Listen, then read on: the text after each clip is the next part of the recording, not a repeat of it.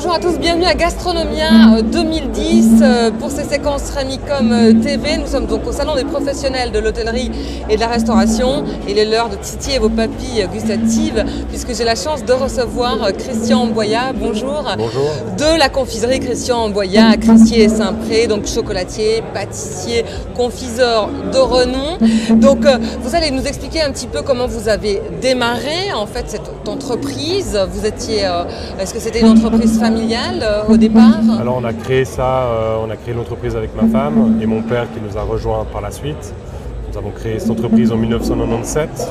Nous sommes partis, on était une dizaine de collaborateurs et nous sommes partis avec une toute petite structure qui nous a permis de démarrer simplement mais avec efficacité. Mais sûrement, donc dès le moment, ouais, c'était une entreprise relativement jeune, on peut dire. Et quel était votre parcours avant, donc vous aviez fait votre...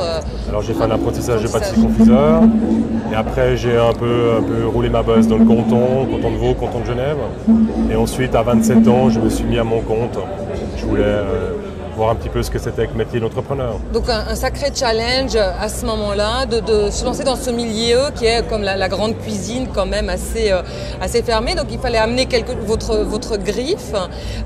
Comment vous avez réussi à faire connaître vos produits excellents? Est-ce que vous avez dû trouver pour vous démarquer en fait? Alors c'est clair, c'est un challenge tous les jours. Si on veut des bons produits, avoir une bonne pâtisserie, du bon pain, un bon chocolat, ça demande se démarquer. Je ne sais pas si c'est vraiment le mot, mais je veux dire, c'est un travail quotidien d'avoir toujours le même produit, d'avoir le goût qui soit toujours là, toujours la finition, le brillant. Et, je veux dire, c'est un travail, je répète un peu, mais quotidien. Oui. C'est tous les jours où on va au laboratoire, où on suit le personnel, où on contrôle.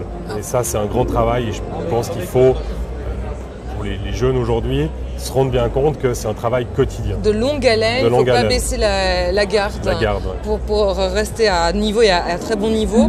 Quels sont les risques, les difficultés à prévoir? Parce que c'est un sacré challenge de se lancer dans une entreprise avec une famille. Donc déjà, en famille avec votre femme, comment il a fallu établir les rôles de chacun de manière très précise? Alors nous, c'était assez simple.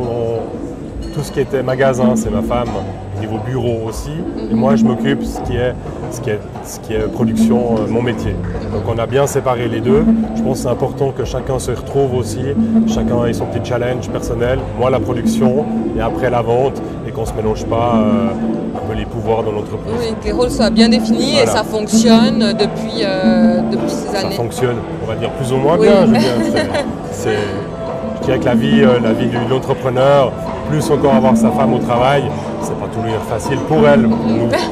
Mais c'est vrai que d'avoir encore de la famille derrière, une petite fille à la maison, c'est pas toujours drôle, quoi.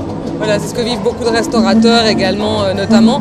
Donc vous êtes présent à Crissier, à Saint-Pré, vous avez d'autres objectifs d'agrandir encore votre champ d'action? On a ouvert au mois d'avril l'année passée, une petite confiserie qu'on a repris à Lausanne. Mais non, ouverture prochaine, peut-être, mais on regarde. C'est pas une priorité. C'est pas nécessaire. Non, aujourd'hui c'est pas nécessaire. On a déjà passé un moment de travail, assez de soucis, mais je veux dire, on n'est pas contre une pérennité de l'entreprise et avoir un bel établissement, voilà, qui nous fasse plaisir de racheter ou de créer. Voilà. D'accord. C'est un peu le défi de l'entrepreneur aujourd'hui. C'est quand même un petit peu de se démarquer, trouver des autres un nouvel endroit, refaire un endroit, on va dire rénover. Voilà. Il n'y a pas que la partie production, il y a aussi la partie vente, remettre en valeur les produits, l'éclairage, tout ça c'est un travail quotidien. Juste un dernier conseil, on entend les rythmes cubains, enfin je ne sais pas si c'est ou un peu le salsa de ce salon Gastronomia à fin de journée. Peut-être un dernier conseil à un jeune qui voudrait, CFC en poche, après quelques années d'expérience dans le milieu, se lancer justement. Vous encourageriez évidemment, je pense, cette démarche, mais quels sont les pièges à éviter, les pièges principaux, diriez-vous? Il y en a plusieurs, mais le plus important, je crois que c'est déjà de bien rouler sa bosse quelques années dans des bonnes entreprises, aller voir ce qui se fait ailleurs, parce qu'après vous êtes tout seul. Donc vous allez vous retrouver tout seul. Donc le grand défi, c'est se remettre en question, c'est avoir un bon endroit pour se mettre en avant aussi. C'est pas, l'endroit fait beaucoup aussi, où il y a du passage. Et puis je pense une grande motivation, pas baisser les bras, c'est pas facile tous les jours. mais du courage et de la bonne volonté. Et je crois que ce qui est important, c'est vouloir bien faire, avoir une belle marchandise, faire envie aux gens de dire, voilà, venez goûter ce que je fais, donner envie, le sourire, et puis une belle marchandise qui fasse envie d'acheter.